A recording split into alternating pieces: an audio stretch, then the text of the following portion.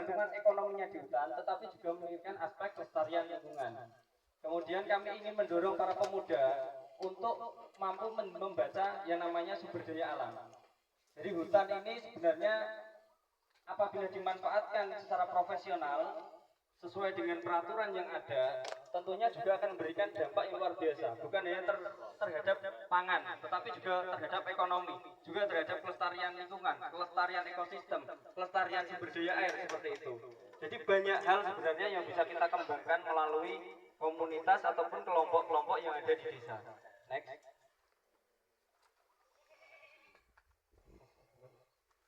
Nah, Bapak Ibu, ini adalah siklus dari agrosilvopastura. Ini harapan kami nanti bisa dicontoh dan juga bisa diterapkan di kelompok-kelompok lain atau komunitas-komunitas lain dan mungkin dikampanyekan ke masyarakat yang lebih luas. Jadi agrosilvopastura ini ada 3 bidang, ada 3 sektor, yang mana ketiganya ini akan terintegrasi atau dihubungkan untuk saling menguntungkan. Yang pertama ada agro itu singkatan dari pertanian. Kemudian yang kedua ada silvo itu hutan, dan pastura adalah peternakan. Di mana ketiga sektor ini nantinya akan memberikan dampak terhadap perekonomian. Dengan harapan bukan hanya perekonomian, tetapi juga pangan.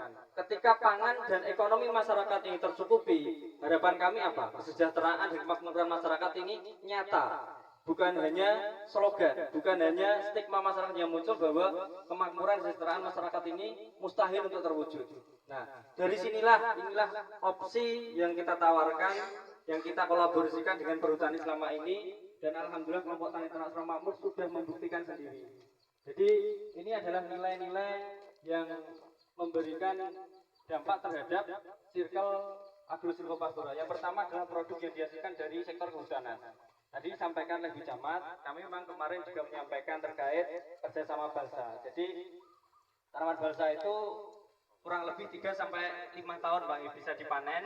Dan ketika ada PKS kerjasama dengan perhutani, di situ kita juga punya sharing, ya Pak Asbar.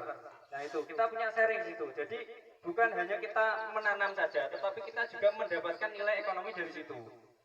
Apa saja nilai plus dari kita menanam balsa? Nah, ada banyak hal, ada menyerap karbon, menghambat perubahan iklim, menjaga kualitas udara, tamping angin, tanaman industri bernilai tinggi untuk mendapatkan sharing, reboisasi berjangka, dan menyimpan cadangan air tanah. Sehingga manfaatnya ini cukup besar teman-teman. Kemudian yang kedua, kerjasama tanaman kayu putih.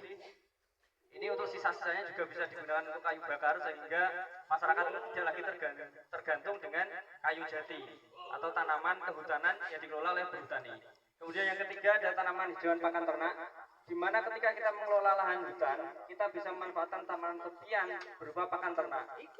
Dengan cakupan yang lebih luas, harapan kami, pakan ternak ini pun bisa dikelola bukan hanya untuk pakan ternak sendiri atau kelompok, tapi juga menghasilkan produk turunan, produk pakan turunan, misalkan sentrat dari limbah bonggol jagung, atau mungkin dari tebul jagung, atau mungkin dari tanaman pakan lamtoro dan lain sebagainya. Kemudian di sektor pertanian, produk yang dihasilkan adalah tanaman palawija. Nah ini menjadi sumber pangan.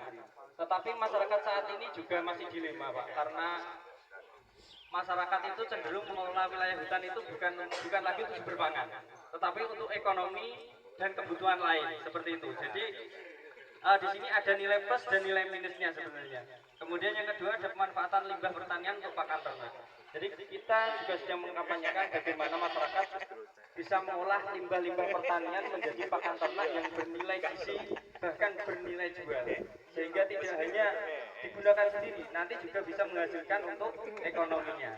Kemudian kami di kelompok tani ternak Surau Makmur juga mendorong produk UMKM. Tadi sudah kita tampilkan samplingnya di depan. Kelompok tani ternak Surau Makmur juga mendampingi kelompok-kelompok UMKM untuk mengembangkan usaha dari hasil pertanian yang ada di wilayah sekitar. Kemudian selanjutnya ada pertanian semi organik yang memanfaatkan organik dari koi kambing. Kemudian untuk sektor peternakan, di sini ada pakan murah. Yang pertama nilai plusnya adalah pakan murah dari lahan hutan. Yang kedua adalah limbah pertanian dimanfaatkan untuk pakan ternak. Yang ketiga, bisnis jual beli kambing, jagal, akikah korban. Yang ini pasarnya tidak akan pernah mati. Produk pangan, selama masih ada manusia hidup, tentu produk pangan ini tidak akan pernah mati, selalu ada konsumennya. Jadi ini harus dikelola dengan baik, dengan strategi yang tepat, tentunya nanti memberikan nilai ekonomi bagi anggota kelompok maupun masyarakat. Dan yang terakhir, ternak ini menjadi salah satu opsi ketika gagal panen, Pak. Jadi ketika masyarakat atau kelompok yang sudah menerapkan sistem agrosilvopastura, ketika pertaniannya gagal, mereka masih punya tabungan berupa kambing atau ternak. Ketika mungkin anaknya sedang sekolah, membayar biaya sekolah, ternak masih bisa dijual ketika beliaunya masih gagal panen, seperti itu. Itu harapannya kami. Jadi dari ketiga sektor ini semuanya memberikan dampak terhadap kondisi ekonomi maupun pangan masyarakat, sehingga kesejahteraan dan kemakmuran ini nyata bisa terwujud. Next. Nah, ini adalah dampak yang kami lakukan selama ini. Ini dampak nyata. Yang pertama adalah terwujudnya kolaborasi. Saat ini kami sedang membangun kolaborasi yang lebih lagi terhadap perhutani dengan adanya kandang pada hari ini juga sudah menunjukkan bagaimana kami pemerintah desa maupun kelompok tani ternak Sono Makmur benar-benar ingin berkolaborasi dengan perhutani dalam rangka mewujudkan kesejahteraan dan kemakmuran masyarakat. Yang kedua, terwujudnya peningkatan ekonomi ketahanan pangan masyarakat serta peningkatan penghasilan dari tiga sektor. Jadi tidak hanya mendapatkan dari ternak saja, pertanian saja, atau hutan saja, tetapi tiga sektor ini memberikan penghasilan bahkan peningkatan pendapatan terhadap petani dan peternak yang ada di desa. Yang terakhir ini adalah reboisasi hutan. Jadi secara tidak langsung pergerakan kami ini juga merupakan suatu langkah reboisasi atau penghijauan kembali hutan, yang mana ini juga menjadi strategi terhadap mitigasi bencana baik kekeringan maupun banjir. Harapan kami tadi juga disampaikan Pak Kades, untuk kedepannya mungkin kita bisa menambah luasan cakupan, Pak, agar kebermanfaatan kita ini lebih nyata berdampak terhadap masyarakat. Seperti itu. Next. Nah, ini adalah hasil capaian. Yang pertama, saya kemarin sempat diundang oleh Pak PJ Bupati. Waktu itu kita koordinasi terkait bagaimana kita menghadapi krisis iklim. Yang pertama, karena saya juga pemerhati lingkungan. Yang kedua, terkait bagaimana ketahanan pangan masyarakat di area hutan. Bagaimana kita mengembangkan komunitas-komunitas muda untuk mereka ini agar tertarik di dunia pertanian dan peternakan. Karena kalau kita melihat dunia pertanian dan peternakan saat ini, rata-rata itu sudah usia lanjut, sudah usia lansia, seperti itu. Foto nomor 2 dari kanan itu adalah foto Pak ADM di tahun 2019 waktu COVID. Beliau datang ke sini waktu itu melihat proses pembuatan silase atau pakan dari limbah daun kayu putih waktu itu, Pak. Nah, itu. Kemudian pernah kita juga kerjasama dengan Dinas Peternakan, kemudian perindustrian, kemudian kami juga kerjasama dengan Pak Asper, Pak Mantri kemarin melakukan penanaman dengan beberapa komunitas yang ada di Kabupaten Bojonegoro terkait tanaman tepian berupa alpukat. Kemudian juga tanaman agrosilvopastura, ada yang kayu putih dan juga balsa di 1,5 hektar, Pak. Kemudian tanaman pakan yang sudah luar biasa.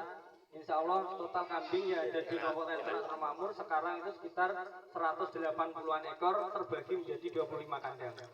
Salah satunya ada di sini yang baru berdiri dan hari ini kami minta diresmikan oleh Pak ADM.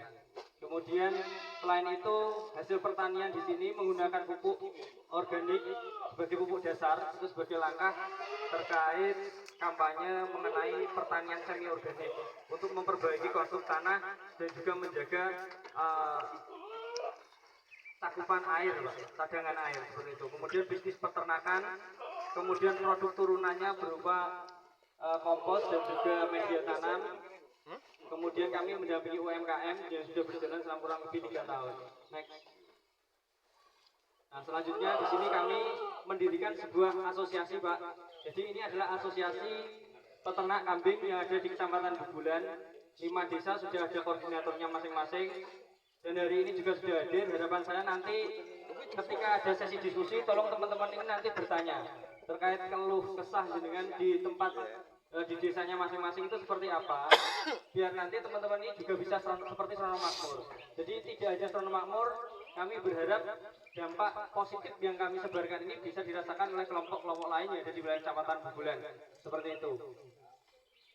Next. Nah, ini adalah keberlanjutan dan harapan untuk di sektor pertanian. Hari ini hadir Pak BPL Pertanian, Kalau Pertanian, dan beberapa kontan. Kami berharap nanti ada program yang bisa kita sinergikan, Pak Arif.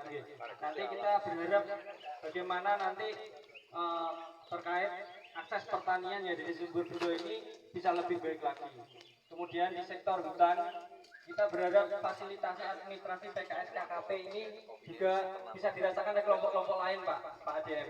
Jadi tidak hanya Sumber Budo, tapi Celbung, Morogunung, Santel, dan Bubulan juga bisa mengajukan perjanjian kerjasama kemitraan kehutanan dengan perhutani.